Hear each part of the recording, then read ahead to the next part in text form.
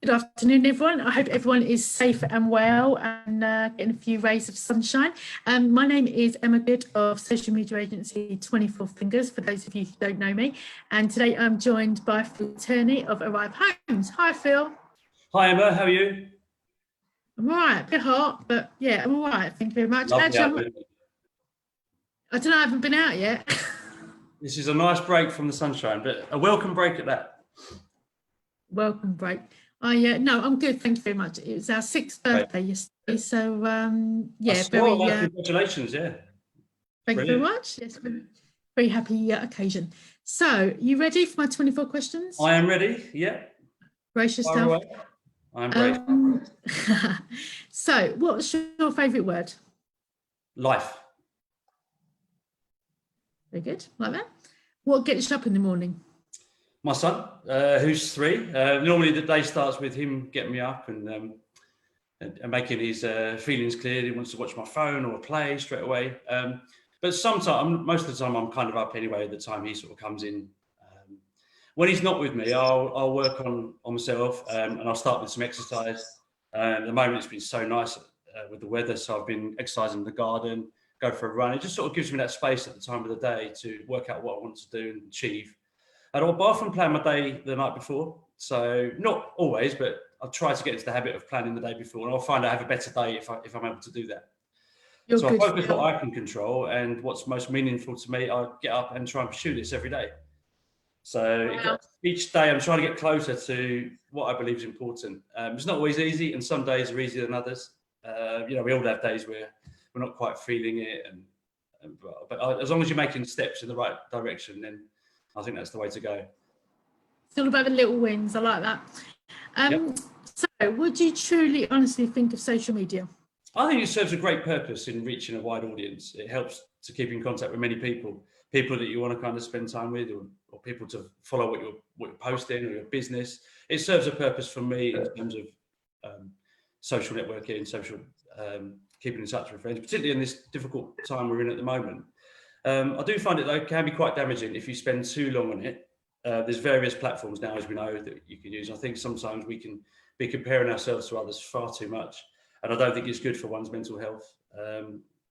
It's very, very difficult, and that is an area of complete awareness at the moment. A lot of people are struggling with that, and I think if you spend too much time on sites such as Facebook, while they have their advantages, you can lose sight of what's important to you. You can be focusing on everybody else's life. Everyone else has an amazing life, and you can get caught up in those comparisons, I think, if you're not careful. So I think sharing photos and experiences with your friends is fantastic, and it opens opportunities to reach customers and the target audience. It's something I want to talk about shortly, because I think it's presented great opportunities for me with teaching and coaching, and it's certainly been helpful in property to raise awareness of your own profile. But I think without these opportunities, we wouldn't be able to do half the things we do now. So it definitely has its value. Also, I think we need to be aware of some of the limitations. And especially, I think, for young adults, that whole thing about missing out and comparisons. I know the platforms, especially Instagram, are doing a lot of work around that, because, comparing yourself on social media, some of it isn't reality. So 100%. Absolutely. Yeah, I couldn't agree more. Kindles or books? Books in the main, but I've just started to use an app called Blinkist. I don't know if you've heard of that one, Emma. It's a great app for condensing books, non-fiction books, into bite-sized versions. So if someone like myself is quite busy, who likes to cover a lot of material, particularly on personal development, self-help, enables me to do that. And it's been great during the lockdown. I've been able to do it on walks, and maybe when I've gone running, I've been able to listen to Blinkist, and I cover way more material than I've ever done. Now, I thought it might be a bit of a fad. It might miss a lot of key information, but to be honest, it's actually really, really good, because it does condense the book. Your main take homes from the book are well presented, and I think this is an app that's going to grow and be of use to many, many people, particularly with limited time available. But I do like a traditional book and the feel of a book, reading. So not that I get the time much to do it, but when I do enjoy the feel of a book. 100%. So you're a coach, and also you work in property industry. What do you think is the biggest challenge to your industry? And you can pick either one, property or self-development coaching, whatever you prefer. I'll cover both if that's okay. In property, I think there's huge competition on the market. And we specialise in shared accommodation, sort of rooms in shared houses for professionals. Now, it's very, very competitive at the moment. It's been challenging because we've not been able to replace tenants that have left because of lockdown ruling, which we totally respect and have to follow and understand. It's very, very difficult to, so your income has fallen in that regard. There's lots of competition. Before the unfortunate coronavirus, there were lots of competition on the market. Lots of people doing what we're doing. So again, it's there's much more awareness now of doing the strategy that we're in. So we're having to always look at ways to improve our offering and keep ahead of the competition. It's not easy when the rooms are, the market's flooded with rooms that are available. The customer has a great deal of choice. Yeah, we respect that, we understand that, and we're having to make decisions accordingly. I think with property investors also invest in property, I think one of the challenges there is interest rates are so low at the moment that investors are getting carried away. People are borrowing more and more and are not really preparing themselves for a rise that's inevitable. So my advice to anyone is just be careful, do your research, but don't highly leverage yourself in terms of borrowing because it might come back to bite you if you're not careful. So try and manage your debt as best as possible. With teaching, sorry, Emma. No, I was going to say that's a great point, especially if you're a portfolio landlord, you're going to have to jump through hoops to really prove your affordability. Exactly, and there's so much legislation now for in the sort of shared home market, multi-let, regulations that you have to be on top of, and that can actually be very costly. Having the right fire doors, having the right sort of health and safety provisions can be very, very expensive as well. So the margins have been squeezed all the time, and that's something we've found with the Arrive homes, that our margins have been squeezed, and we're having to sort of pivot and adjust accordingly. With the teaching and coaching side, the biggest challenge I can see is the switch to online learning and reintegrating students into the classroom. So coming back to the mental health issues we discussed earlier. So I think there's huge challenges there, and it's one that I'm looking into, is, how I can help and serve people in that process. I know from personal experience, my son can't do his A-levels. He just finished school, no prom, no leavers ceremony. Yeah. I think he's going to get his results in person, maybe by email, I'm not sure. And that's must climax to, all that hard work that year group put in. So, yeah, completely. And you still can't taste or smell. Most of us look back on affection with our last year at school. We did A-levels, had the prom, or sixth form board, we called it there. There was lots of 18th birthday parties going on. Great times socially. And to have that sort of certificate at the end, and when you get your results, the feeling of the buzz and if they went well for you, obviously. Unfortunately, they went okay for myself. And so I remember that feeling quite well. So it's a shame that people of that age are not going to have that experience. But I think many students now are lacking direction and focus because it's been taken away from them. Their routines have been taken away. So since the lockdown, it's something I really feel I can help with, and I'd love to help more people in that area, alongside the property investment. Cool. So we're going to come on to that. So, what do you want to be when you're growing up? Did you always want to be Rigsby? I wanted to be a footballer, like most young boys, or an athlete. I was good at running. Enjoyed that to sort of reach the reasonable level in athletics. But I wanted to be a footballer, but I never actually joined a club, so I couldn't have been that serious about it if I didn't. I joined an athletics club, but my love was always football. But I was probably better at running in that area. I considered sports journalism. I was very interested in writing and used to write match reports on West Ham when I was younger. So football has always been a big passion of mine. Probably less so now in recent years, but growing up it was an obsession, and I could remember all statistics, everything about West Ham. I'm like an encyclopedia. I can remember. My knowledge of recent years isn't quite as good, but if you ask me anything, there's enough to forget, to be honest, about there's a lot to forget. And I'm sure you experience the same as a supporter. And going through the education system, I found I was quite good at business studies, which we didn't start till year 10. Always had an interest in business, and I thought I'd probably go and work in the city, like most people from this area. Growing up in sort of Harold Wood, Romford area. Many people going to work in the city, but I kind of did my degree at Loughborough University and sort of fell into teaching, really, almost by being in the right place at the right time. And I enjoy the opportunity of helping people, coaching, mentoring, and that's a side that I really like, and I want to take forward now in whatever I do. There has to be an element of helping people, serving people, and trying to kind of give back what I've learned, and I really, really do enjoy that. Love that. So my current career is teaching, and but I'm also a property investor. And if I can help teach people in property, then that could be quite a nice fit for me as well. Something else I'm considering doing. Amazing.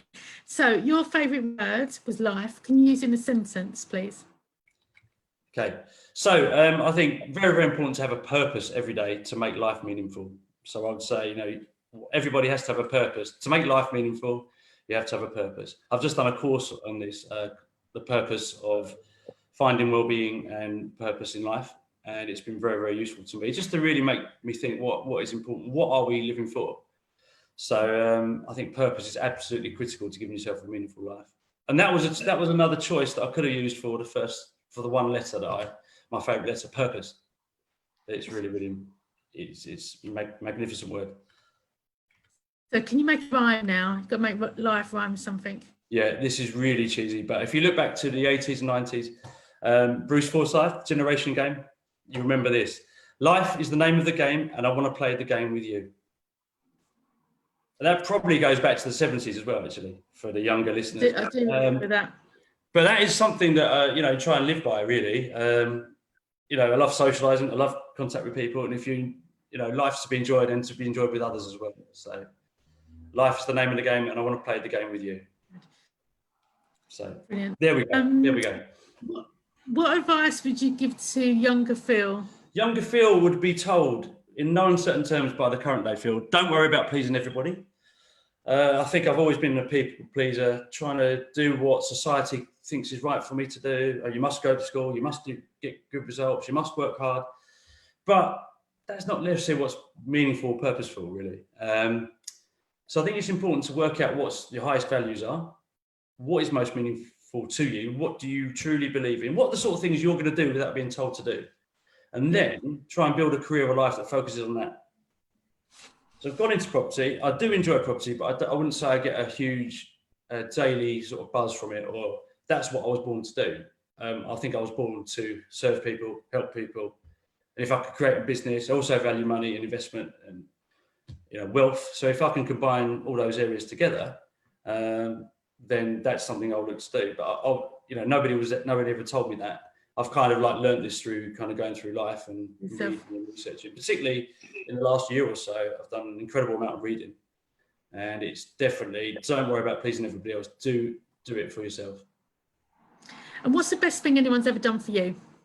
I look back to my parents, and they were they are still to this day the most selfless people you could wish to meet, and I believe they've dedicated their lives to myself and my brother Andy. They've always believed in me. And just being there day to day, and it sounds cliched and what have you, but just being there day to day as a support, doing those tasks that you don't really want to do yourself, and they will always help and support.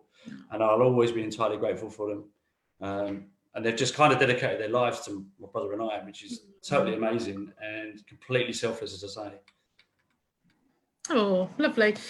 Tell us, what's been your career-defining moment? You might not have had it yet. I had a good think about this, and I think it's the voids that have occurred in my life, where I've had pain, or the voids that have kind of happened, and as a result of those, it's given me kind of inspiration. It's given me, the awareness of what I value. For example, in property, to set our Arrive Homes up, now business partner and I were teaching together at a school in East London. And we both had quite a nice management position, where we were looking after enterprise for the schools in Barking and Dagenham. Now that was taken away from us due to government cuts, the funding issues. So we both effectively had a management position that was well respected, and it kind of held weight with a head of year at school. It was a decent position. I went to the school for that, and we were both relieved of that particular aspect of the job due to the cuts, as I say. So there was a void, there was a financial void, and there was a void to sort of prove ourselves again. So we decided to set up a property company because we wanted to help people coming to live and teach in London. He did that. Aaron, a Canadian guy, came over to teach, knew I had an interest in property, but I just had a couple of student properties in Loughborough at that time. So, which I suppose is pretty good for when you're in your 20s, which we were. But I really wanted to grow a business and teach in business. I wanted to actually one day, run a business myself. So you feel kind of fraudulent teaching the subject, but without much experience of it, apart from theoretical experience. That's how I felt anyway. And I'd always We know want a to lot of people that do that.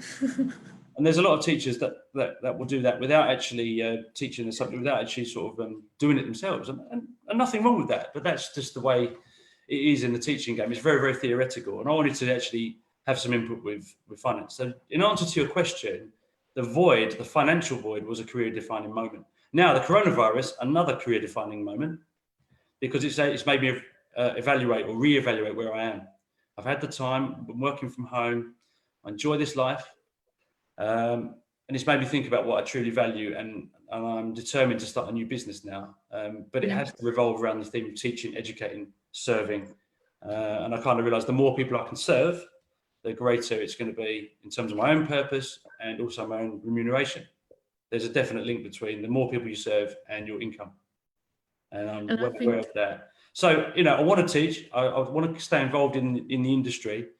But I'm looking at ways I can kind of bring it all together with the property investment, the financial side, because I'm actually quite passionate about finance with young people and helping with that area. And that's something we've been talking about, isn't it, Emma? We're working with student finance. Maybe. We'll see watch this space, as I say. But it's something. There's definite void again, I believe, with that in terms of like people managing money. See so many people make mistakes. And you just want to help people. I just have that urge to help people. So I'm this kind of guy, if I see something, I want to share it with people. I want to help them. There's an urge in me to do that. Even a restaurant recommendation or somewhere to go or a day out or something I've just watched. I want to share it with people. And I want to help them. And that's at the centre of it. And if you want a big award of some kind, who would you thank? I would thank myself. It might sound quite egotistical, but in the last little while, I've spent so much time on myself and my thoughts and time at home, during the lockdown. I would thank myself because ultimately you create your own destiny. Things happen to you, but mostly things you can control.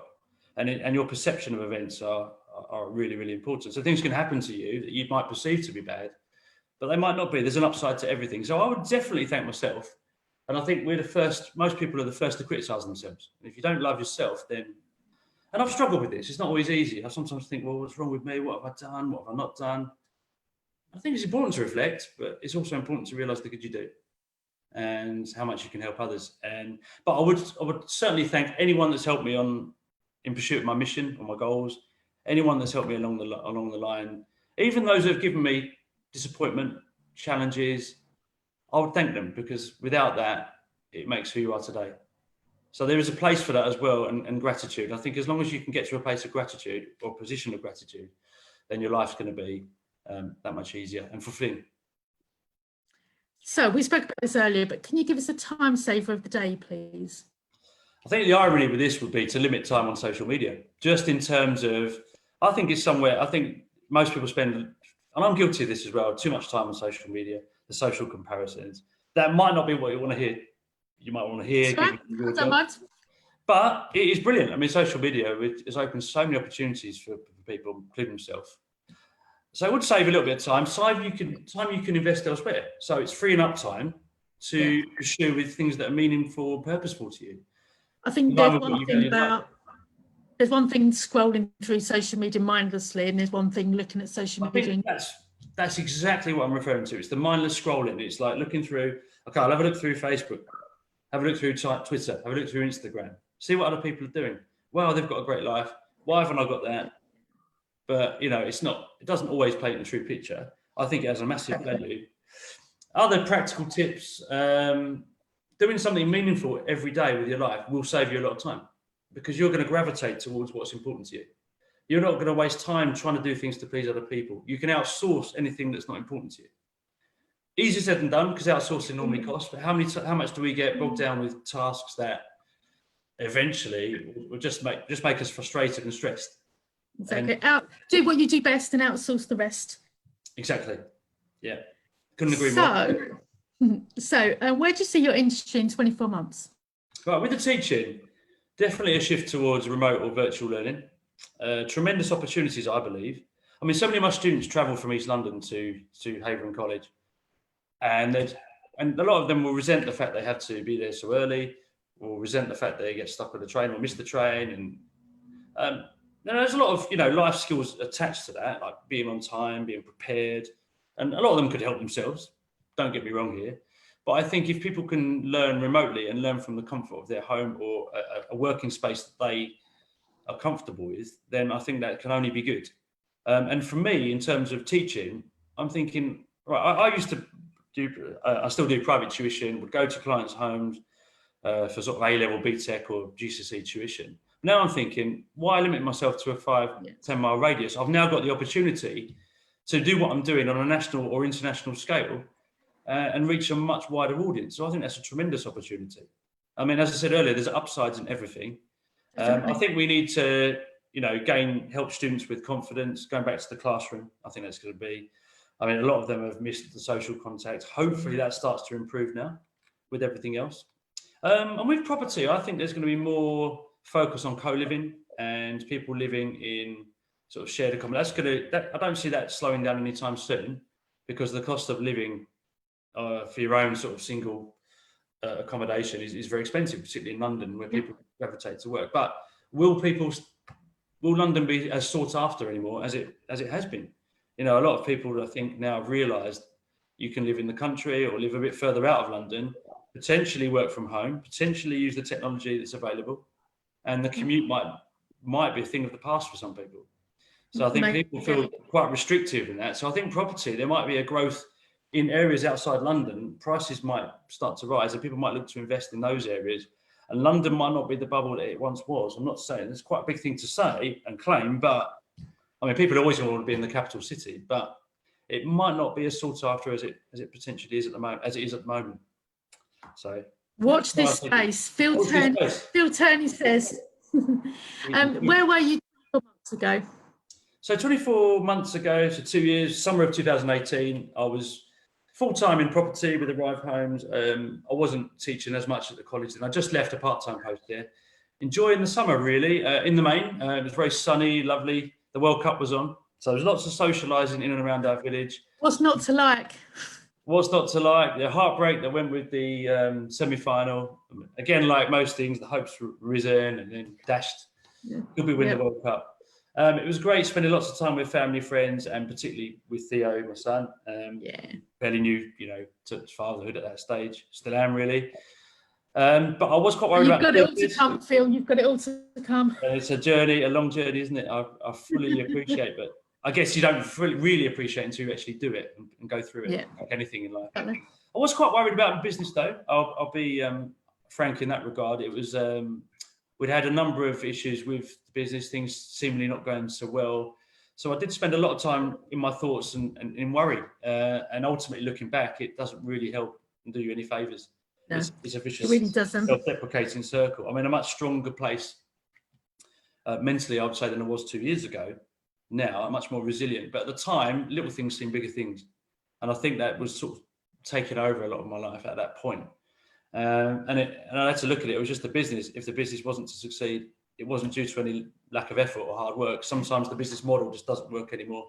So we had to make changes. And looking back, we made some good changes. We were pursuing growth all the time. I think this is a lesson to most business owners, that growth isn't always advantageous. It can come back to bite careful. And scaling up the business, it can lead to all sorts of communication issues if you haven't got good systems in place. And we mainly had that, but there were a lot of factors outside our control that kind of worked against us, really, looking back. And hindsight's been a good thing. And try and learn from hindsight's a wonderful thing. It certainly is. I think it's important to learn from those lessons, and but not dwell on them too much. Yeah. Look back over learn from your mistakes and move on. You have to move on and look forward and be in the present moment, and not to dwell on the past too much. Easier said than done, as I say, but I know that's what's important.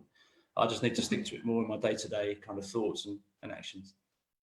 So tell me an interesting fact about you or Arrive Homes. Well, I think this is quite interesting. We've had at least three weddings that we're aware of since 2009, where people have met in our network, people have met in our community, and they've actually, got married. And we've got a couple of lovely emails saying, without, this business or you guys putting us together, this wouldn't have happened. So it's life changing for those people.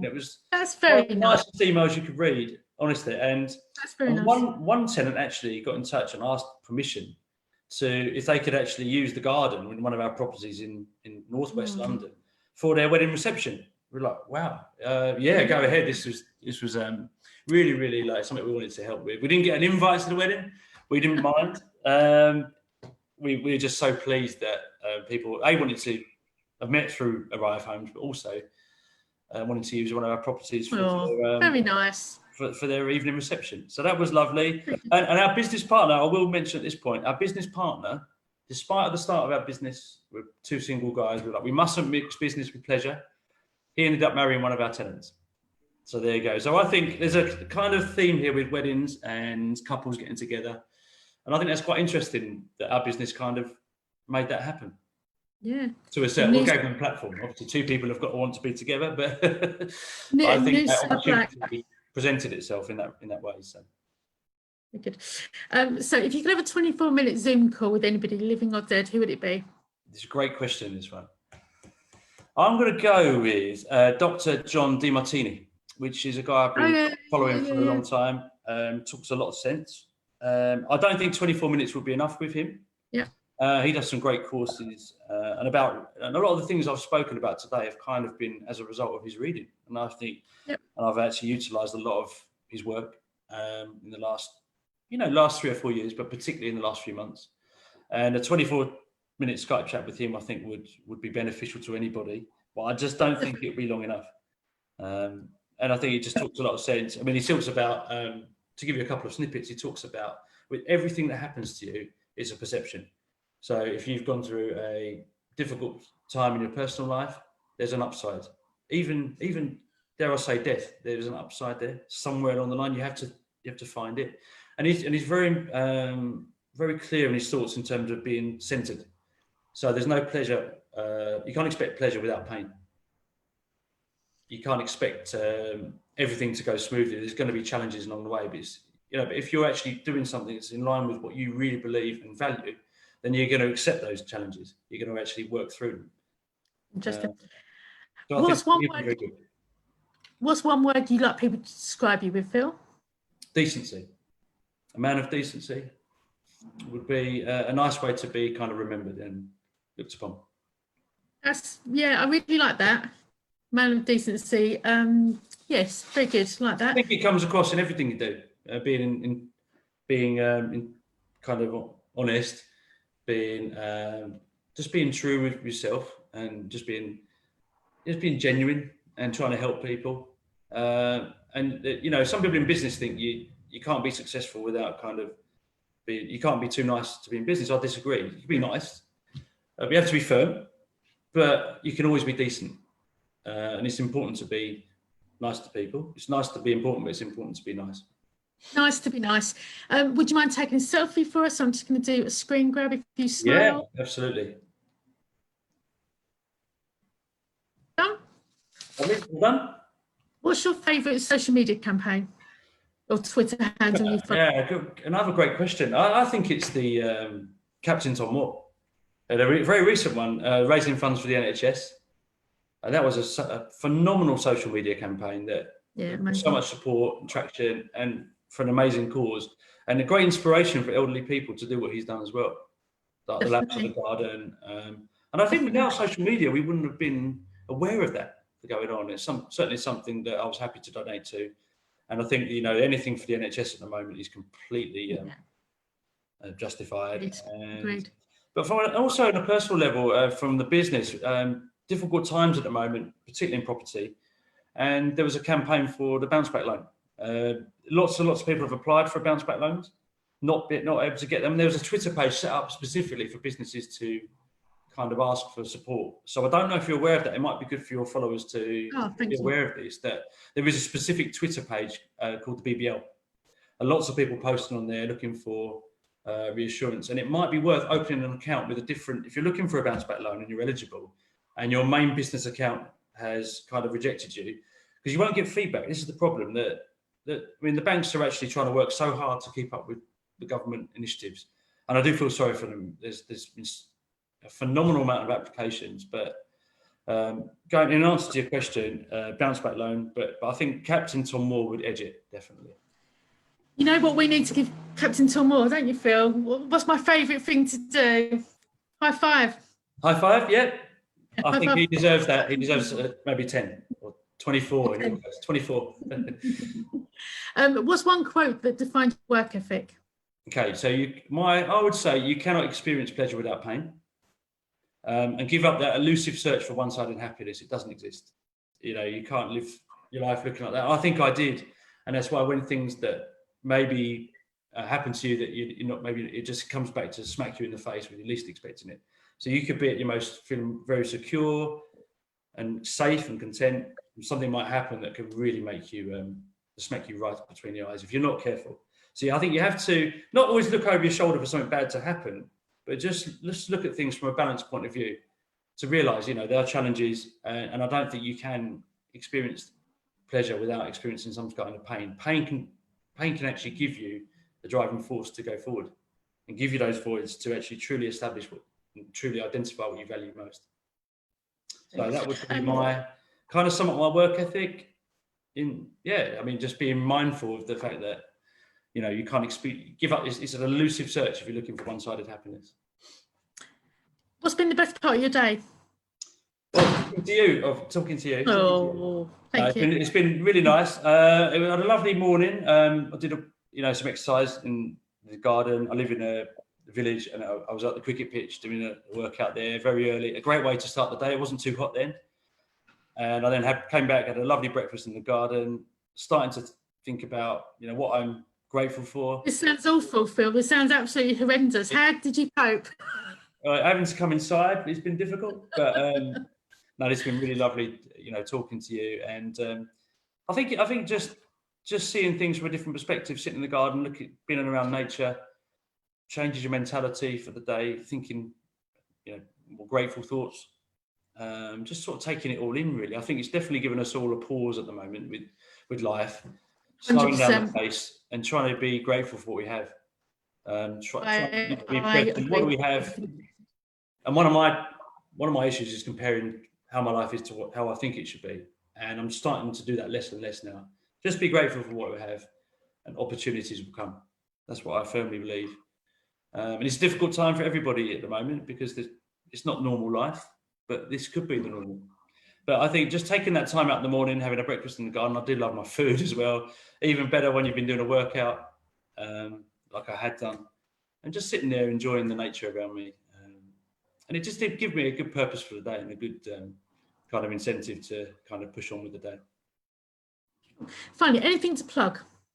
Yes. So I'm looking at, as mentioned earlier, looking at setting up a business for helping students with preparation for exams and doing coursework, assignment work. I really feel that this is beyond the subject. I mean, I do teach business studies.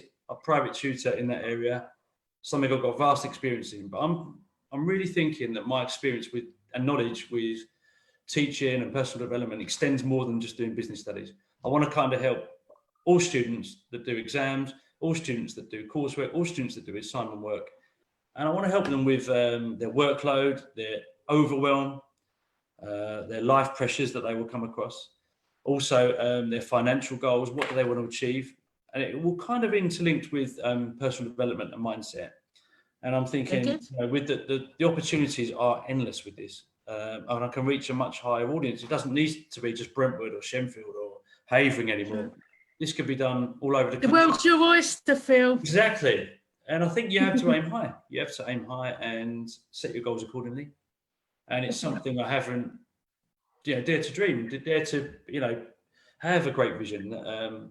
We only get one go at this life, don't we?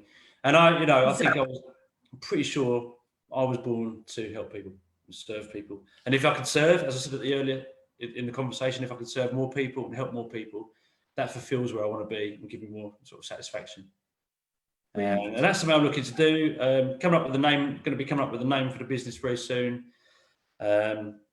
Just want to help. I want to give something back, and particularly like any issues with overwhelm, planning, structuring a program. I think people can be quite lost, and people might say, I revised 5 hours yesterday. I did 4 hours. How effective has that revision been for certain? Yeah. You know, it's more than just quantity. It's more than just like, I did so many hours. I mean, how many times in that 5 hours did someone watch TV or speak to their friends or engage in other activities? So there's loads and loads I can help with. I just kind of want to put back what I've learned. And if I can build a business doing that, that kind of fits my goals of teaching, learning, sharing, researching, then I would love to do that. So it's kind of in its infancy at the moment, but it's something to watch out for in the not too distant future. Excellent. Well, I've tagged you in the post so people can get in touch if they've liked what they heard, and go on. We can share your links. But Phil, brilliant. Thank you. And I would say at the moment I'm offering a Zoom call with anybody that would like help with just general purpose, direction, mindset. It could just be a 15-minute call, 20 minutes. I'm really happy to do that at the moment. I've got a little bit more time, and it's something I'm quite passionate about. And if I can help you along the way, then I'll be delighted to do so. So please get in touch via Facebook links. And I think Emma will share that with people, if I'm not mistaken. Definitely. Brilliant. Well, thank you for having me. Thank you for listening, and thank you for great questions, really challenging questions. Very good. My work here was done then. Certainly is. And enjoy the sunshine. Enjoy the rest of the day, everybody. Thank you. Take care. Thank you. Bye. Bye.